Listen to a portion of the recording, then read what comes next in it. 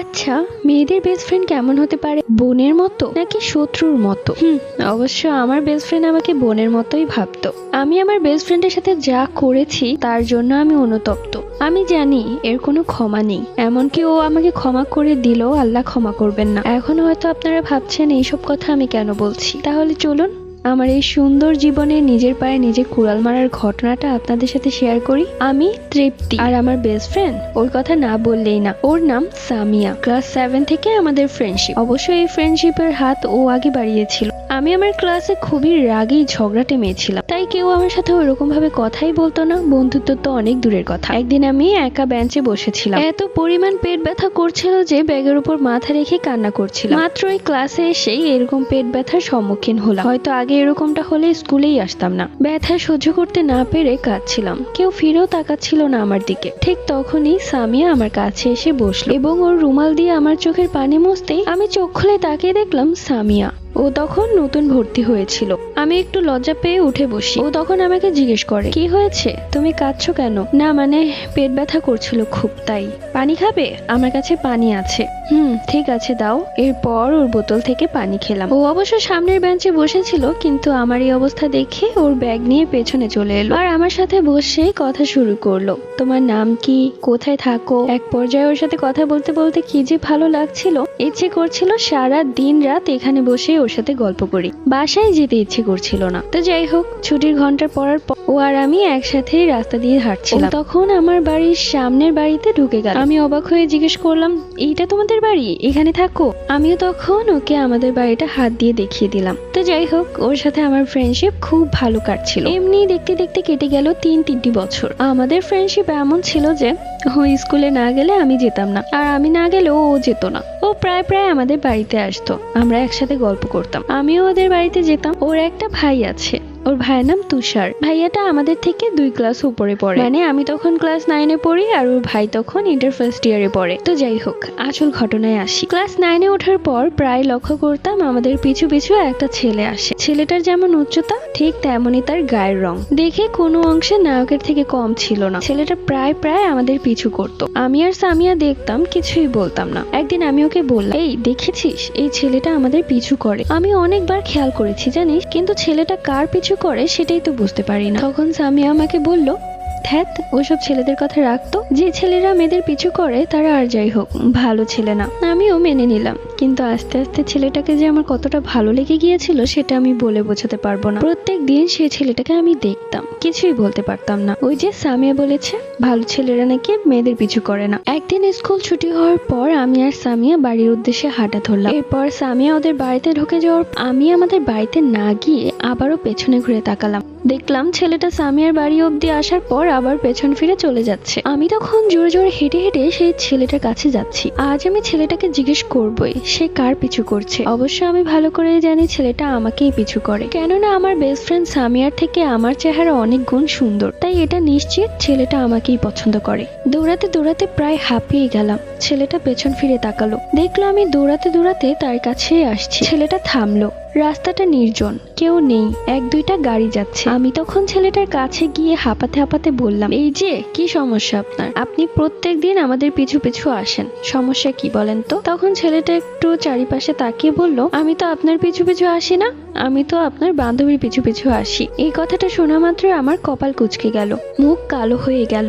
রাগে ফুঁসতে ফুঁসতে বললাম, আমার বান্ধবী আমাকে আপনার কাছে পাঠিয়েছে, বলেছে নেক্সট টাইম যদি আমাদের পিছু পিছু আসেন তাহলে সে তার জুতা খুলে সবার সামনে আপনার গালে মারবে। ছেলেটি অবাক হয়ে আমার দিকে তাকিয়ে রইল। এই কথাটা বলা মাত্রই আমি মাথা ঘুরিয়ে চলে এলাম। পরের দিন সামিয়া আমি স্কুল থেকে আসার পথে সে ছেলেটিকে দেখলাম সাথে আরো 2টো ছেলেকে নিয়ে আমাদের পিছু পিছু আসছে। এটা দেখে আমি অনেক বেশি ভয় পেয়ে যাই এবং সামিয়াকে বলি দ্রুত হাঁটার চেষ্টা কর। সামিয়া বলে, কি হয়েছে, এত জোরে জোরে হাঁটছিস কেন? আমার পেট ব্যথা করছে, আস্তে হাঁট। আমি তখন ওকে কিছুই বলতে পারছিলাম না, তাড়াতাড়ি বলছিলাম তাড়াতাড়ি চল। ছেলেটাও একদম আমাদের কাছাকাছি হাঁটছিল। সামিয়া বিষয়টা লক্ষ্য করলো এবং তাড়াতাড়ি হাঁটলো। হাঁটতে হাঁটতে সামিয়াদের বাড়ি আসতেই আমি সামিয়াদের বাড়িতে ঢুকে গেলাম। আমার কথা হলো ওরা চলে গেলে তারপর আমি আমাদের বাড়িতে যাব। সামিয়া তখন বলল, কি রে, বাড়িতে যাবি না? তুই কি ভয় পাচ্ছিস নাকি সেই ছেলেদের? ভয় পেয়ে থাকলে আমি আমার ভাইয়াকে বলি, সে তোকে তোর বাড়িতে দিয়ে আসবে। আমি তখন বললাম, না রে, কিছুক্ষণ পর সেই ছেলেরা চলেই যাবে, তারপর আমি আমাদের বাড়িতে চলে যাব। এরপর কিছুক্ষণ সময় ওদের বাড়িতে থাকলাম, কিন্তু এটাও ভাবছিলাম যে দেরি করে গেলে মা বকা দিবে। অনেকক্ষণ বসে থাকার পর ভাবলাম এখন হয়তো ছেলেরা চলে গেছে, এখন আমি বাড়িতে চলে যাই, কোনো সমস্যা হবে না। সামিয়াদের বাড়ি থেকে বের হয়ে দেখলাম রাস্তায় কেউ নেই। মনে মনে ভাবলাম যা ভেবেছিলাম তাই হলো। এরপর হাঁটতে শুরু করলাম। কি যেন ভেবে পেছনে তাকিয়ে দেখলাম সেই ছেলে তিনটা আবারও পিছু পিছু আসছে। ওরা আসলে লুকিয়ে ছিল। আমি খুব ভয় পেয়ে যাই এবং দৌড়াতে শুরু করি। দৌড়াতে দৌড়াতে বাড়িতে চলে আসি। মা তখন খুব বকা দেয়, এত দেরি কেন হলো? মাকে তো বলতেও পারছিলাম না, এত এত কাহিনী ঘটে গেছে। তো যাই হোক, পরদিন স্কুল যেতেও আমার খুব ভয় হচ্ছিল। এমনিতে প্রত্যেক দিন সামিয়াকে ডাকতে যাই, কিন্তু আজ যাইনি দেখে সামিয়া আমাকে ডাকতে এসেছে। তখন সামিয়াকে বললাম, সামিয়া আজকে আমি যাব না রে, আমার শরীরটা খুব খারাপ লাগছে। তো আমার কথা ছিল আমি যেহেতু স্কুলে যাব না, সামিয়াও যাবে না, কিন্তু ইম্পর্টেন্ট ক্লাস থাকার কারণে সামিয়া একাই চলে গেল। আমি এতটাই ভয় পেয়েছিলাম যে 2 দিন স্কুলে যাইনি। 3 দিনের মাথায় আমি সামিয়াকে নিতে বাড়িতে স্কুলে যাওয়ার সময় প্রত্যেকবারের মতো আমি সামিয়াদের বাসায় যাই। সামিয়াদের বাড়িতে গিয়ে দেখলাম সামিয়া নেই। সামিয়ার বড় ভাই তুষার আমাকে বলল সামিয়া নাকি অনেকক্ষণ আগেই বাড়ি থেকে বের হয়ে গেছে। আমি একটু অবাক হলাম, যেহেতু 2 দিন যাবত আমি স্কুলে যাই না। আমি ভেবেছিলাম সামিয়া হয়তো আমাদের বাড়িতে আসবে আমার খোঁজ নেওয়ার জন্য, আর আমি ওকে সবকিছু খুলে বলবো। তো কি আর করার, একা একা স্কুলে যাই। গিয়ে দেখলাম সামিয়া একদম ফার্স্ট বেঞ্চে অন্য মেয়েদের সাথে বসে আছে। আমি গিয়ে ওর পাশে দাঁড়াতেই ও মুখ ঘুরিয়ে ফেললো। আমি তখন কিছুই বলতে পারলাম না, কেননা ক্লাসে ম্যাম চলে এসেছিল, তাই আমাকে পেছনে গিয়ে বসতে হলো। কিন্তু আমি খুব কষ্ট পাই সামিয়ার এভাবে মুখ ঘুরিয়ে ফেলাতে। তো যাই হোক, ক্লাসে কোনোভাবেই কোনো পড়ায় মনোযোগ দিতে পারছিলাম না। বারবার মনের ভেতর একটা ভয় ঢুকে গেছে, সামিয়া কেন করলো এরকম আমার সাথে? ও কি তাহলে সবকিছু জেনে গেছে? আসলে আমারই উচিত হয়নি সে ছেলেটার কাছে গিয়ে এসব কথা বলার। তো যাই হোক, ম্যাম ক্লাস থেকে চলে যাওয়ার পর আমি সামিয়ার কাছে গিয়ে জিজ্ঞেস করলাম, কি রে, কি হয়েছে? আমার সাথে কথা বলছিস না কেন? কথাটা অবশ্য আমি সামিয়ার ঘাড়ে হাত রেখে বলেছিলাম। সামিয়া তখন তার কাঁধ থেকে হাত সরিয়ে দিয়ে বলল, আমার সাথে আর কথা বলবি না, তুই আর আমার বেস্ট ফ্রেন্ড না। যদি আমাকে বেস্ট ফ্রেন্ডই ভাবতি তাহলে আমার এত বড় ক্ষতি করতি না। ওর কথার আগা মাথা কিছুই বুঝতে পারলাম না। তবুও আমি ওকে জিজ্ঞেস করলাম, ঠিক আছে আমি তোর বেস্ট ফ্রেন্ড না, কিন্তু আমার অপরাধটা কি সেটা বল। এরপর ও আমাকে বলতে শুরু করলো। সেই ঘটনার পরের দিন স্কুলে আমি যাইনি, কিন্তু ইম্পর্টেন্ট ক্লাস থাকার কারণে সামিয়া সেই দিন স্কুলে গিয়েছিল। ও ভেবেছিল কোনো প্রকার নোটস দিলে সেগুলো আমাকেও দিবে। স্কুলে যাওয়ার পথে সেই ছেলেটা এবং ওর 2টা বন্ধুকে নিয়ে সামিয়ার রাস্তা আটকায় এবং ওকে বলে কি এক প্রকার হুমকি দেয়, তুই তোর রূপের অহংকার দেখাচ্ছি, তোর মুখে এসিড মেরে পুড়িয়ে দিব, আরো অনেক খারাপ নোংরা নোংরা কথা বলে। সামিয়া এক পর্যায়ে কাঁদতে কাঁদতে বলে, কিন্তু আমার অপরাধটা কি, কি করেছি আমি? তখন সেই ছেলেটা বলে, তুই নাকি কালকে ওকে বলেছি, আমি নাকি বলেছি সেই ছেলেটাকে জুতা পেটা করব। তুই এইসব কথা কেন বলেছিস? এখন সেই ছেলেটা প্রতিনিয়ত আমাকে ফলো করে। সেই দিন কি বাজে বাজে কথাই না বলেছে, আমি আর সইতে না পেরে কেঁদেই ফেলেছি। তুই কি করে পারলি দীপ্তি আমার এত বড় ক্ষতি করতে? তোকে আমি আগেই বলেছিলাম এইসব ফালতু ছেলে, তুই ইচ্ছে করে আমাকে এই ফালতু ছেলেদের মাঝে ফেললি। এখন স্কুল থেকে বাড়ি ফেরার পথেও সেই ছেলেটাকে দেখবো দাঁড়িয়ে থাকতে। আমি তখন এক পর্যায়ে কেঁদেই ফেললাম ওর কথা শুনে। সামিয়া আমাকে মাফ করে দে রে, আসলে সেই ছেলেটা প্রতিদিন আমাদের পিছু করতো। সেই দিন তুই বাড়ি যাওয়ার পর সেই ছেলেটা আমার কাছে এসে বলল, আমি যদি তোর সাথে ওর রিলেশন না করিয়ে দিই তাহলে আমাকে মেরে ফেলবে, যার কারণে আমি ওকে বলেছি জুতা পেটা করবো। কি এত বড় কথা? এইসব লাফাঙ্গা ছেলেদের কিছু না বললে মাথায় চড়ে বসে। অনেক হয়েছে, দাঁড়া এইবার আমি আমার ভাইকে দিয়ে ওকে মার খাওয়াবো। না না থাক সামিয়া, ওইসব ফালতু ছেলেদের সাথে লাগার দরকার নেই। তুই আর আমি যেভাবে ছিলাম ওভাবেই থাক। ছেলেটা যাই কিছু বলুক না কেন আমরা গায়েই মাখবো না, তাহলে দেখবি পাত্তা না পেয়ে ঠিকই চলে গেছে। না রে তৃপ্তি, এইসব ফালতু ছেলে এমনি এমনি যাবে না, এদেরকে একটা চরম শিক্ষা দিতেই হবে। আর এই বিষয়টা আমি আমার বাবাকেও বলবো। থাক না সামিয়া, এসব বাড়াবাড়ি করার দরকার নেই। সামিয়াকে অনেক বোঝানোর পর ও মানতে রাজি হলো এবং আমরা আগের মতো বেস্ট ফ্রেন্ড হয়ে গেলাম। তো সেই দিন স্কুল ছুটি হওয়ার পর বাড়ি যাওয়ার উদ্দেশ্যে হাঁটা ধরলাম। আমি একবার পেছনে ঘুরে তাকিয়েছিলাম যে সেই ছেলেটা আবার আমাদের পিছু করছে কিনা সেটা দেখার জন্য। তাকিয়ে দেখলাম সত্যি পিছু করছে। এবার সাথে আরো 2টা ছেলে আছে। একটা ছেলের আগেও ছিল, কিন্তু আরো একটা ছেলে যাকে আমরা দেখিনি। তো এক পর্যায়ে সামিয়াকে বললাম সেই ছেলেটা তো আবার আসছে। আমরা জোরে জোরে হাঁটা ধরলাম। হাঁটতে হাঁটতে সামিয়া ওর বাড়িতে চলে গেল এবং আমি আমার বাড়িতে ঢুকে যাব। ঠিক ওই মুহূর্তে সেই ছেলেটা আমার নাম ধরে ডাক দিল, এই তৃপ্তি দাঁড়াও। আমি তখন থ হয়ে দাঁড়িয়ে আছি। সেই ছেলেটা আমার নাম জানলো কি করে? আমি তখন দাঁড়িয়ে রইলাম আর ছেলেটাকে জিজ্ঞেস করলাম, কি হয়েছে, আপনি আমার নাম জানলেন কি করে? তখন সে ছেলেটা বলল, দেখো, বুঝতে পারছি তোমরা হয়তো আমাকে ভয় পাচ্ছ। আসলে সেই দিন তুমি আমাকে বলেছিলে তোমার বান্ধবী আমাকে জুতা পেটা করবে, সেটা শোনার পর আমার মাথা ঠিক ছিল না, যার কারণে আমি তোমার বান্ধবীকে সেই দিন হুমকি দিয়েছিলাম। আমি জানি হয়তো সেই জন্য তোমরা আমাকে ভয় পাচ্ছ, কিন্তু সত্যি বলছি আমি কিন্তু ওইরকম ছেলে না, আমি খুবই ভালো ছেলে। আসলে যে জিনিসটা আমি পছন্দ করি তাকে যদি আমি সহজে না পাই তাহলে আমার মাথা ঠিক থাকে না। আমি তখন বললাম, তাহলে এখন কি করতে চাচ্ছেন আপনি? দেখো তৃপ্তি, আমি যদি সত্যিকার কাউকে ভালোবেসে থাকি তাহলে সেটা তোমার বান্ধবী সামিয়াকে। ওকে যখন প্রথমবার দেখেছিলাম ঠিক তখনই ওর মায়া পড়ে গিয়েছিলাম। প্লিজ বোন, তুমি যেভাবেই পারো তোমার বান্ধবীকে বোঝাও, কোনো রকমে আমার সাথে রিলেশনটা করিয়ে দাও। বিশ্বাস করো, আমি তোমার বান্ধবীকে অনেক হ্যাপি রাখবো। এসব কথা আমাকে বলে লাভ নেই ভাইয়া। আর স্বামী আপনাকে একটুও পছন্দ করে না। আসলে এর মাঝে একটা কারণ আছে। কি কারণ? সেটা আমি আপনাকে এখন বলতে পারবো না। সামিয়া বলতে নিষেধ করেছে। প্লিজ তৃপ্তি, তুমি চুপ করে থেকো না। প্লিজ আমাকে বলো ও কি বলতে নিষেধ করেছে। আচ্ছা বলছি, আসলে সামিয়া অন্য একটা ছেলেকে খুব পছন্দ করে, এমনকি ওর রিলেশন চলছে। ও যখন ক্লাস 8-এ পড়তো ঠিক তখন থেকে সেই ছেলেটার সাথে ওর রিলেশন। কি ও রিলেশনে আছে? তুমি জাস্ট আমাকে ছেলের নাম্বারটা দাও, তারপর সেই ছেলেটার হাত পা ভাঙার দায়িত্ব আমার। উফ, আপনি বুঝতে পারছেন না কেন? আর এমনিতেও সামিয়া আপনাকে একটুও পছন্দ করে না, সারাক্ষণ গুন্ডা হ্যানত্যান অনেক কিছু বলতে থাকে। উল্টো আমি ওকে বোঝাই যে অন্য একটা ছেলেকে এইসব কথা বলতে নেই, কেননা সেও একটা ভালো পরিবার থেকে বিলং করে। আমি এটাও বলেছি যে হাপ্তার মধ্যে কি কমতি আছে, দেখতে তো একদমই নায়কের মতো, তুই রিলেশনে চলে যাওয়ার সাথে। কিন্তু ও সাফ মানা করে দিয়েছে। ও বলেছে ও যাকে ভালোবাসে সে 1000 গুণ সুন্দর আপনার থেকে, আর আপনার মতো এরকম লাফাঙ্গা ছেলেকে ও কখনোই মেনে নিবে না। এইসব কথা শুনে ছেলেটা রাগে ফুঁসতে ফুঁসতে বল, ওর রূপের অহংকার বেড়েছে তাই না? এই অহংকার আমি ধুলায় মিশিয়ে দিব। ঠিক আছে সামিয়া, তুমি বাসায় চলে যাও, দরকার হলে তোমাকে আবার ডাকবো। এরপর আমি তো বাসায় চলে এসেছিলাম, কিন্তু মনে মনে খুব ভয় পাচ্ছিলাম আবারও কি আমি বেশি কিছু বলে ফেললাম নাকি। কিন্তু যা বলেছে এসব কথা শুনে তো ছেলেটার সামিয়ার লাইফ থেকে চলে যাওয়ার কথা, কিন্তু কি করবে কে জানে। তো যাই হোক, পরের দিন স্কুলে যাওয়ার পথে আমি সামিয়াকে ডাক দিলাম। সামিয়াও তৈরি হয়ে আমার সাথে স্কুলের দিকেই যাচ্ছে। হাঁটতে হাঁটতে হোন্ডায় করে সেই ছেলেটা এসে সামিয়ার মুখে এসিড ছুঁড়ে মারে। আমি অবাক হয়ে তাকিয়ে রইলাম সামিয়ার দিকে। সামিয়া তখন ওর মুখে হাত দিয়ে সাথে সাথে মাটিতে লুটিয়ে পড়লো। মুরগি জবাই করার পর মুরগি যেমন ছটফট করে ঠিক তেমনি ও ছটফট করছিল। আমি একদম স্তব্ধ হয়ে দাঁড়িয়ে রইলাম। এখন আমার কি করা উচিত কিছুই মাথায় আসছে না। ওইদিকে ওই ছেলে বাইক নিয়ে কখন চলে গেছে, আর সামিয়া মাটিতে পড়ে মুখে হাত দিয়ে যন্ত্রণায় কাতরাচ্ছে। আমার এখন কি করা উচিত? সামিয়াকে ধরে ধরে বাসায় নিয়ে যাওয়া উচিত? বাসায় নিয়ে যাওয়ার পর যদি আবার ঝামেলা হয়, ওর বাবা ভাই যদি সেই ছেলেটাকে ধরে, তাহলেই তো সে ছেলেটা আমার কথা বলে দিবে যে আমি ওকে এইসব কথা বলেছি, যার কারণে ওর রাগে ওর মুখে এসিড মেরেছে। ঢোক গিলতে লাগলাম। সামিয়ার চিৎকার আমার কানে বাজছে, কেউ পানি দাও, পানি দাও। আমার মুখটা জ্বলে যাচ্ছে। আমার ব্যাগে পানি ছিল, কিন্তু ওকে কি পানি দেওয়া উচিত? দোষটা তো ওরই, ও আমার থেকে সুন্দরী হওয়ার কারণে ওর সাথে এসব হয়েছে। সামিয়া যন্ত্রণায় কাতরাতে কাতরাতে অজ্ঞান হয়ে গেল। রাস্তায় আর কোনো মানুষজনও দেখছি না। আমার এখন কি করা উচিত? সোজা হাঁটা ধরলাম। একা একাই স্কুলে যাচ্ছি। একবারও পেছন ঘুরে তাকালাম না। পেছন ঘুরে তাকালেই যে বিপদ। স্বার্থপরের মতো হেঁটেই চলেছি। হাঁটতে হাঁটতে স্কুলে পৌঁছে গেলাম। দেখলাম ক্লাসে ম্যাম চলে এসেছে। দেরি করে আসার কারণে ম্যাম বলল আরো 5 মিনিট যেন আমি বাহিরেই দাঁড়িয়ে থাকি। আমিও দাঁড়িয়ে রইলাম। বাহির থেকে দাঁড়িয়ে সেই বেঞ্চের দিকে তাকালাম, যেই বেঞ্চে প্রত্যেক দিন আমি আর সামিয়া বসি। দু বোনের মতো কত গল্প করি, দুজন দুজনের টিফিন শেয়ার করি। আচ্ছা, আমি কি অন্যায় করেছি? আমার কি সামিয়াকে ওই অবস্থায় রেখে আসা উচিত হয়নি? সত্যি তো তাই। কি স্বার্থপরের মতো কাজটা করলাম। এতে তো সামিয়ার কোনো দোষই ছিল না, সব দোষ আমার ছিল। আমি যদি সেই ছেলেটার কাছে এসব মিথ্যে কথা না বলতাম, তাহলে হয়তো আজ সামিয়ার সাথে এত বড় দুর্ঘটনা ঘটতো না। সামিয়া তো ওর সৌন্দর্যের সবকিছু হারিয়ে ফেলেছে। আমি এটা কি করলাম?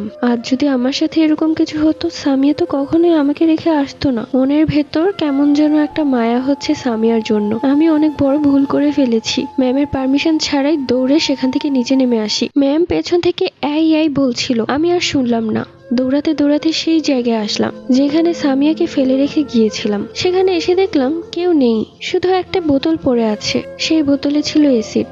দৌড়াতে দৌড়াতে সামিয়াদের বাসায় গেলাম। দেখলাম সামিয়ার খালামণি বাড়িতে। আমাকে দেখা মাত্রই প্রশ্নের ভান্ডার শুরু করলো। তৃপ্তি, তুমি কোথায় ছিলে? সামনের রাস্তায় সামিয়াকে ওর ভাই অজ্ঞান অবস্থায় পেয়েছে। ওর এই অবস্থা হলো কি করে? তুমি আর ওনা একসাথে গেলে? তাহলে তুমি কোথায় গিয়েছিলে ওকে রেখে? এই প্রশ্নগুলোর কোনো উত্তর দিতে পারলাম না, শুধু দাঁড়িয়ে থরথর করে কাঁপছি। সামিয়া কি মারা গেছে? এইসব কি বলছো তুমি? ও মারা যাবে কেন? ওকে ওর মা আর ভাই মিলে হাসপাতালে নিয়ে গেছে, আর খবরটা পাওয়া মাত্র আমি চলে এসেছি। এখন আমিও যাচ্ছি, তুমিও আমার সাথে চলো। কি হয়েছে আমি সেখানে গিয়ে শুনবো। এরপর সামিয়ার খালামণির সাথে আমি হাসপাতালে যাই। গিয়ে দেখলাম অনেক মানুষের ভিড়, পুলিশ চলে এসেছে। আমাকে দেখা মাত্রই সামিয়ার মা আর তুষার ভাইয়া দৌড়ে এলেন আমার কাছে। তৃপ্তি, সামিয়ার সাথে কি হয়েছিল? কি হয়েছে কথা বলো। এত প্রশ্নের পরেও আমি চুপ, কোনো কথাই বলছি না। কিছুক্ষণের মধ্যে পুলিশ আমার সামনে এসে জিজ্ঞেস করলো, ঘটনার সময় তুমি কোথায় ছিলে? আমার তখন হাত পা কাঁপছিল রীতিমতো। তারপরেও আমি ভয়ে কাঁপতে কাঁপতে বললাম, আসলে নোটস নিয়ে ওর সাথে আমি একটু কথা কাটাকাটি হয়েছিল, তো ওই আমাকে বললো যে ও আমার সাথে স্কুলে যাবে না। আমিও রেগে বললাম, ঠিক আছে আমার সাথে যেতে হবে না, তুই থাক, আমি চলে গেলাম। এরপর আমি স্কুলে চলে যাই। তখন সে পুলিশ আবারও জিজ্ঞেস করলো, তাহলে তুমি এখানে কি করে এলে? তোমার তো এখন স্কুলে থাকার কথা। এই প্রশ্ন শোনা মাত্রই ভয় আমার গলা শুকিয়ে যায়। তবুও পুলিশ যাতে সন্দেহ না করে তাই আমি বললাম, আসলে সামি আমার বেস্ট ফ্রেন্ড, তাই ওর সাথে কথা কাটাকাটি হলে আমি প্রথম ওকে সরি বলি, কিন্তু ওকে রেখে চলে যাওয়ার কারণে আমি খুব অনুতপ্ত হচ্ছিলাম। তাই আমি স্কুলের গেটে গিয়েও আবার পেছন ফিরে তাকিয়েছিলাম, কিন্তু ওকে দেখিনি। অনেকক্ষণ আমি ওর জন্য বাহিরে দাঁড়িয়েছিলাম। তো ও যখন আসেনি, তারপর আমি ভাবলাম যে স্কুলেই যাব না, আমি ওর রাগ ভাঙিয়ে ওকে নিয়ে যাব সাথে করে। কিন্তু যখন আমি এখানে আসলাম তখন দেখলাম ও নেই। তাই ভাবলাম ও হয়তো আমার উপর রাগ করে বাসায় চলে গেছে, স্কুলে যাবে না। তাই আমি বাসায় গিয়েছিলাম, কিন্তু যাওয়ার পর শুনলাম ওকে নাকি হাসপাতালে নিয়ে যাওয়া হয়েছে। হ্যাঁ, ঠিকই শুনেছো, ওর মুখে এসিড নিক্ষেপ করা হয়েছে। কি বলছেন আপনি? এসিড মেরেছে? কিন্তু কে মেরেছে? চিন্তা নেই, সেটা আমরা শীঘ্রই বের করে ফেলবো। আমি ভয়ে তখনও থরথর করে কাঁপছিলাম। সামিয়ার অবস্থা খুবই খারাপ, কাউকেই দেখতে দিচ্ছে না। আমি বারবার পায়াচারি করছি, ওর জন্য খুব খারাপ লাগছে। ভেতরটা যেন দুমড়ে মুচড়ে একাকার হয়ে যাচ্ছে। ওর সাথে আমি অনেক বড় অন্যায় করে ফেলেছি। আমি জানি এর জন্য ও কখনোই আমাকে মাফ করবে না, আর মাফ করা তো দূরে থাক, ও হয়তো আমার চেহারাটাও দেখতে চাইবে না। বেশ অনেকক্ষণ পর ডাক্তার অনুমতি দিল আমাদের দেখা করার জন্য। সামিয়ার মা, ভাই আর আমি গিয়েছিলাম। সামিয়ার মুখ ব্যান্ডেজ করা। সামিয়ার মা তখন কাঁদতে কাঁদতে তার মেয়ের মাথায় হাত বুলিয়ে দিচ্ছে। আমি তখন আন্টির পেছনে দাঁড়িয়েছিলাম। সামিয়া চোখ খুলে তাকিয়েছে। আন্টির পেছনে আমাকে দাঁড়িয়ে থাকতে দেখে ও বলল, তোমরা সবাই চলে যাও, আমি তৃপ্তির সাথে কথা বলবো একা। আন্টি আর তুষার ভাইয়া তো অবাক, কিন্তু তারা সাথে সাথে বেরিয়ে এলো। আমি সামিয়ার কাছে বসতেও লজ্জা পাচ্ছিলাম, ওর দিকে তাকাতেই পারছিলাম না। হায় আল্লাহ, ওর কি অবস্থা হয়েছে! মুখের পুরো চামড়া ঝলসে গেছে, আর এক চোখ মনে হয় বাদ হয়ে গেছে। আমি তখন নিচের দিকে তাকিয়ে আছি, আমার চোখ দিয়ে পানি পড়ছে। সামিয়া তখন বলল, আমার দিকে তাকা তৃপ্তি, তুই না আমার বেস্ট ফ্রেন্ড, আমাকে বোনের মতো দেখিস, তাহলে কি করে পারলি তুই আমাকে রেখে চলে যেতে? কেন সেই অবস্থায় তুই আমাকে এক ফোঁটা পানি দিলি না? তোর ব্যাগে তো পানি ছিল। আমার এই চেহারা নিয়ে আমি কি করে বেঁচে থাকবো? আমি তো বেঁচে থাকতেও শেষ হয়ে গেছি রে, শুধুমাত্র তোর জন্য। আমি তখন খুব কাঁদছি, কিন্তু কিছুই বলতে পারছি না। কি বা বলবো, সব দোষই তো আমার। সামিয়া তখন বলল, চলে যা আমার সামনে থেকে, আর কখনো আসবি না আমার সামনে। তোর মুখ দেখতে চাই না। তুই আমার যে অবস্থা করেছিস, আল্লাহ তোর বিচার করবে। এরপর ও মুখ ঘুরিয়ে ফেলেছিল। এরই মধ্যে পুলিশ সহ ওর মা আর ভাই চলে এসেছিল। পুলিশ জিজ্ঞেস করলো, আচ্ছা সামিয়া, ঘটনার সময় তোমার বান্ধবী কোথায় ছিল? সামিয়া চুপ করে রইল। আমি তখন তাড়াতাড়ি বলে ফেললাম, আমি তো স্কুলে ছিলাম। সামিয়া তখন আমার দিকে তাকিয়ে মুচকি হাসলো। পুলিশ তখন সামিয়াকে জিজ্ঞেস করলো, কি ব্যাপার সামিয়া, ঘটনার সময় কি তুমি একাই ছিলে? সামিয়া তখন আমার দিকে তাকিয়ে বলল, হ্যাঁ আমি একাই ছিলাম, আমার সাথে কেউ ছিল না। আচ্ছা, যে তোমাকে এসিড নিক্ষেপ করেছে তাকে কি তুমি চেনো? হ্যাঁ আমি চিনি, সে ছেলেটা আমাকে অনেকদিন ধরে ডিস্টার্ব করছিল। এবার পুলিশ আমার দিকে তাকালেন আর বললেন, কি ব্যাপার তৃপ্তি, তুমি তো বলনি কোনো ছেলে সামিয়াকে ডিস্টার্ব করতো? আমি তখন বলে উঠি, আসলে আমি জানতাম না, সামিয়া তো এই বিষয়ে আমাকে কখনো কিছু বলেইনি। সামিয়া তখন আমার মুখের দিকে তাকিয়ে আবারও মুচকি হাসলো আর বলল, হ্যাঁ ও সত্যি বলেছে, ও আসলে কিছুই জানে না। আর দয়া করে আপনি এসবের মধ্যে আমার বেস্ট ফ্রেন্ডকে জড়াবেন না, এতে ওর কোনো দোষ নেই, ওকে এবার যেতে দিন। এরপর তড়িঘড়ি করে সেই ঝামেলা থেকে বেরিয়েই আমি দৌড়ে বাড়িতে চলে আসি। আমি খুব ভয় পেয়ে গিয়েছিলাম। 2 দিন স্কুলে যাইনি, সামিয়ার বাড়িতেও যাইনি। ওকে কি বাড়িতে এনেছি কিনা সেটাও জানি না। আমি অনুতপ্ত, কিন্তু এই বিষয়ে আমার না জড়ানোটাই ভালো। সামিয়ার কথা মতো সেই ছেলেকে পুলিশ অনেক খুঁজেও পায় না। পরের দিন সেই ছেলের গ্রামের বাড়ি থেকে তাকে ধরে। এই ঘটনার 4 দিন পর একদিন সামিয়া আমাদের বাড়িতে আসে, বোরকা পরে, একদম নাক মুখ ঢেকে। ওকে দেখে আমি অবাক, কখনো ভাবতেও পারিনি এই সবকিছু ভুলেও আমাকে আবার আপন করে নিবে। আমি তখন ওকে জড়িয়ে ধরে হাউমাউ করে কাঁদতে শুরু করি এবং এক পর্যায়ে ওর পায়ে ধরে মাফ চাইতে থাকি। ও আমাকে জড়িয়ে ধরে আর একটা কথাই বলে, ভালো থাকিস আমার বেস্ট ফ্রেন্ড, তোকে খুব মিস করব। এরপর ও আমাদের বাড়ি থেকে চলে যায়। ওকে এত জিজ্ঞেস করলাম কি হয়েছে, তুই কি কোথাও যাচ্ছিস? ও কিছুই বলল না, শুধু বলল ভালো থাকিস। সেই দিন সন্ধ্যায় আমার কানে খবর এলো স্বামী আর এই দুনিয়াতে নেই। সে আত্মহত্যা করেছে গলায় ফাঁস দিয়ে, এবং ফাঁসি দেওয়ার আগে সে আমার জন্য একটা চিঠি লিখে গেছে। সেই চিঠিটা আমাকে তুষার ভাইয়া দিয়েছিল। সেই চিঠিতে লেখা ছিল, তৃপ্তি, আশা করি এখন থেকে তুই ভালো থাকবি। আমি অনেক আগে থেকেই বুঝতে পেরেছিলাম তুই আমাকে হিংসে করিস আর সে ছেলেটাকে তুই পছন্দ করিস। ছেলেটা ভালো ছিল না রে, যদি ভালো হতো তাহলে আমি নিজে তোর সাথে ওর রিলেশন করিয়ে দিতাম। আমি কখনো চাইনি তোর জীবন নষ্ট হোক, যার কারণে তোকে বলেছি সেই ছেলের থেকে দূরে থাকতে, ওকে পাত্তা দিতে না। আজ আমার এই দুনিয়া ত্যাগ করার পেছনে তুই দায়ী। আমার এখন কোনো সৌন্দর্য নেই, সব শেষ হয়ে গেছে। সেই ছেলেটাও হয়তো কোনো একটা সময় ছাড়া পেয়ে যাবে, কিন্তু আমার চেহারাটা তো আর ঠিক হবে না। সবচেয়ে বেশি কষ্ট পেয়েছি তো তোর কারণে, যখন তুই আমাকে এত কষ্ট পেতে দেখেও একটা ফোঁটা পানি দিসনি, বরং আমাকে রেখে চলে গিয়েছিস। সেই কষ্ট আমাকে আরো তিলে তিলে মেরে ফেলেছে। এমনিতে তো আমি মৃত, তুই সত্যি রে কারো বেস্ট ফ্রেন্ড হওয়ার যোগ্য না। চলে গেলাম, পারলে আমাকে মাফ করে দিস, কিন্তু আমি তোকে কখনোই মাফ করব না।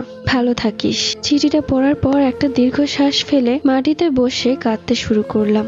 সত্যি তো আমি কারো বেস্ট ফ্রেন্ড হওয়ার যোগ্য না, এবং গল্পটি এখানেই শেষ।